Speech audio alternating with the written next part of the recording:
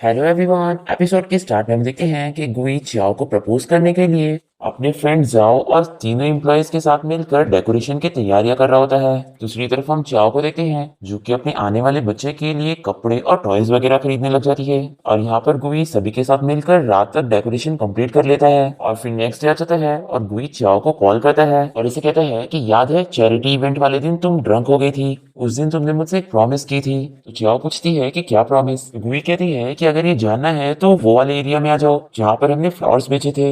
ये बोलकर गुई तुरंत ही कॉल कट कर देता है और जाओ से आकर पूछता है कि उसने तुमसे क्या प्रॉमिस की थी। तो गुई कहता है कि कुछ नहीं, बस मैंने उसे बुलाने के लिए ऐसा झूठ बोल दिया। अब तभी गुई के एम्प्लॉयज उसे पूछते हैं कि क्या हम चाओ को पिक करने के लिए किसी को भेज दें। तो गुई कहता है कि इसकी कोई जरूरत नहीं है, मुझे यकीन है कि वो जरूर आएगी। दूसरी तरफ चाओ आने के लिए तैयार हो जाती है। तभी एक आदमी यहाँ पर आकर चाओ को बताता है कि मिस्टर गुई ने मुझे आपको पिक करने के लिए भेजा है। तो चाओ कहती है कि ठीक है और फिर वो इसके साथ कार में बैठ के निकल जाती है और चाओ को कुछ तो शक हो जाता है कि ये उसे कहीं और ही ले जा रहा है। अब एक जगह पे ले जाके कार रोकता है और चाओ से कहता है कि मिस्टर गुई आपका ऊपर वेट कर रहे हैं। फिर चाओ वहां पर जाती है और वो बायुन से कहती है कि तुम यहाँ पर क्या कर रही हो, गुई कहाँ है। फिर बायुन से कहती है कि तुमने गुई को अपने जाल में फंसा के रखी हो ना, अगर तुम ना होती तो आज गुई की शादी मुझसे हो रही होती। तो चाओ से कहती है कि वो तुमसे प्यार ही नहीं करता है, अगर मैं उसकी लाइफ में नहीं होती तो कोई और होती। तो गुस्से में बायुन से स्लैप मार देती है और कहती है कि अच्छा तो तुम इस बच्चे के दम पर इतनी उछल रही हो, तुम्हें क्या लगता है कि तुम इस बच्चे की वजह से गुई से शादी कर लोगी, बिल्कुल भी नहीं। तो चाओ गुस्से में से एक स्क्रैप मारती है और बायुन से कहने लग जाती है कि तुम चाहे कुछ भी कर लो, गो फैमिली तुम्हारे बच्चे को बिल्कुल भी एक्सेप्ट नहीं करेगी। फिर चाओ इसकी बातों को इग्नोर करके यहाँ से जाने लगती है और बायुन को इस पे गुस्सा आता है और वो इसे रुकने के लिए कहती है। फिर चाओ नहीं रुक रही होती है तो बायुन इसे गुस्से में ढकेल देती है। चाओ सीढ़ियों से नीचे गिर जाती है और उसके पेट में दुखने लगता है और ये देखकर तो बायुन बहुत ही ज्यादा डर जाती है।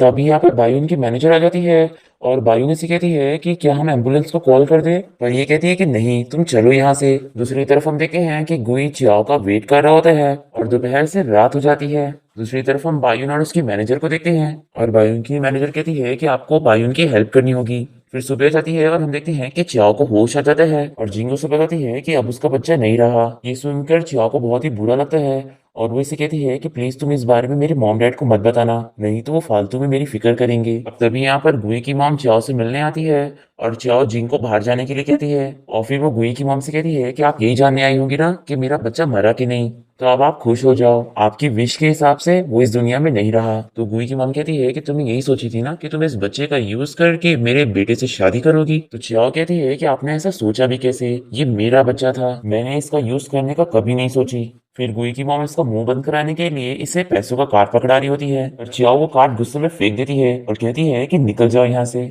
और यहाँ हम देखते हैं कि जिंग ने सूजवान को कॉल करके बुला ली होती है और सूजवान इसे कहता है कि चाओ की केयर अब मैं कर लूंगा, तुम जा सकती हो। फिर सूजवान भी चाओ के पास आ जाता है और चाओ इसे कहती है कि सब मेरी गलती है, मुझे यहाँ से चले जाना चाहिए था, अगर मैं इस शहर को छोड़कर जा चुकी होती तो आज मेरा बच्चा जिंदा होता। सूजवान इसे कहता है कि तुम अपने आप को ब्लेम मत करो, इसमें तुम्हारी कोई गलती नहीं है। अब तभी हम देखते हैं कि गुई भी हॉस्पिटल में चाओ को ढूंढते हुए आ जाता है। अब तभी सूजवान गुई को देख लेता है और वो उसे दिखाने के लिए जल्दी से चाओ के फोरहेड पर किस करता है और गुई जैसे ही देखता है वो पूरा शॉक हो जाता है और फिर वो तुरंत यहाँ पर आकर सूजवान को एक पंच मारता है। चाओ इसे कहती है कि गुई तुम्हारा दिमाग खराब हो गया है। तो गुई कहता है कि मेरा दिमाग खराब हो गया है, बच्चा मर गया है और तुम दोनों ये क्या कर रहे थे, मुझे तो लगता है कि तुम ही पागल हो गई हो। तो चाओ कहती है कि मैं क्या कर रही हूँ इससे तुम्हारा क्या लेना देना है, वैसे भी तुम्हारी फैमिली यही चाहती थी ना कि बच्चा मर जाए। तो गुई कहता है कि ये तो तुम दोनों चाहते हो और फिर वो गुस्से में यहाँ से चला जाता है और फिर वो गुस्से में जाकर अपनी प्रपोजल की सारी डेकोरेशन को खराब कर देता है और फिर वहीं बैठकर रोने लग जाता है। दूसरी तरफ बायुन अभी भी बहुत ही शौक और डरी हुई लेटी होती है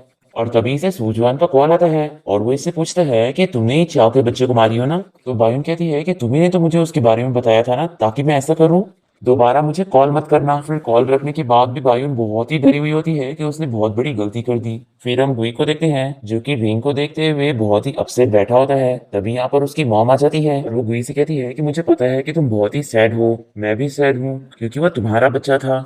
फिर गुई रोने लगता है और वो अपनी मॉम से कहता है कि लेकिन मैंने अपने बच्चे को देखा तक नहीं था मॉम, मैं आज चाओ को शादी के लिए प्रपोज करने वाला था, मैंने सोचा था कि मैं एक बहुत ही अच्छा हस्बैंड बनूंगा और एक बहुत ही अच्छा फादर भी, पर मॉम मुझे किसी ने मौका ही नहीं दिया। ये सब बोलते हुए वो अपनी मॉम के सामने रोए जा रहा होता है और गुई की मॉम से चुप कराती है और संभालती है। इसके बाद गुई की मॉम ट्रेवल करते हुए जा रही होती है और वो गुई के बारे में सोचकर बहुत ही अपसेट होती है। फिर फ्लैशबैक में हमें दिखाते हैं कि जब बायून और उसकी मैनेजर गुई की मॉम से मिलने गए थे, तभी बायून ने उन्हें रोते हुए बताई थी कि आज गुई चाओ को प्रपोज करने वाला था और मैं ये नहीं देख पा रही थी, और इसलिए मैंने उसे बात करने के लिए बुलाई थी। पर मैं खुद को कंट्रोल नहीं कर पाई और मैंने उसे धक्का दे दी, लेकिन मुझे सच में नहीं पता था कि उसके पेट में गुई का बच्चा है, नहीं तो मैं ऐसा नहीं करती, प्लीज आप मुझे माफ कर दो। तो गुई की मॉम कहती है कि बायून तुम चुप हो जाओ, बाकी चीजों से मैं डील कर लूंगी। फिर नेक्स्ट डे आ जाता है और गुई अपने मॉम डैड के साथ ब्रेकफास्ट कर रहा होता है। यहाँ पर गुई के डैड उसे प्रोजेक्ट के बारे में पूछ रहे होते हैं, पर गुई अपनी परेशानी में ही डूबा होता है और वो कुछ जवाब नहीं देता। तो गुई के डैड उसे चिल्लाने लगते हैं कि आखिर तुम किस ख्यालों में खोए हुए हो। तो मॉम कहती है कि उसे इतना मत डांटो, और गुई की मॉम उसे देखकर गुस्सा हो जाती है और कहती है कि आज हम फैमिली लंच कर रहे थे, फिर ये यहाँ पर क्यों आ गया है।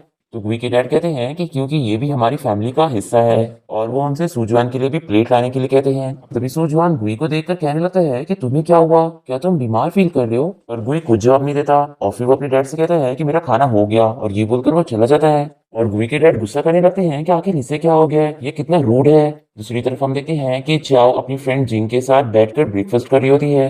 तभी जिंग इससे पूछती है कि वैसे तुम अब मुझे बताओगी कि उस दिन तुम्हारे साथ क्या हुआ था। चाओ इसे बता देती है कि उस दिन मुझे बायून ने ढकेली थी। ये सुनकर जिंग को उस पर बहुत ही गुस्सा आता है, वो कितनी इनोसेंट दिखती है और देखो काम कैसे करती है। और फिर जिंग इसे बताती है कि कल बायून का कॉन्सर्ट है। ये सुनकर चाओ समझ जाती है कि वो बायून से कैसे बदला लेगी। और इसी के साथ एपिसोड खत्म हो जाता है। तो मिलते हैं नेक्स्ट एपिसोड में।